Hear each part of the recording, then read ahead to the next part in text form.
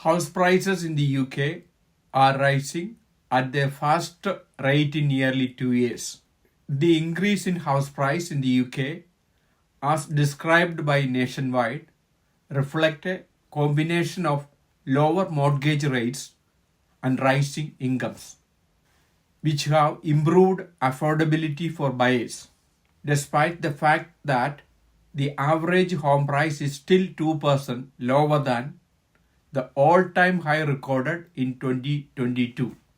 The 3.2% rise in the year to September represents fastest rate of growth since November 2022.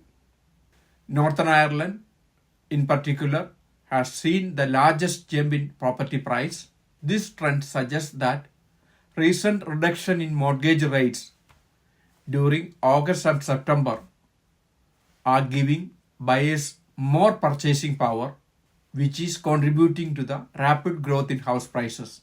It is also important to consider that affordability varies across regions, and while this increase may benefit some buyers, others might still struggle with the overall affordability crisis in the housing market. We have uploaded more than 1000 videos in our YouTube channel, subject related to UK startup, business and tax.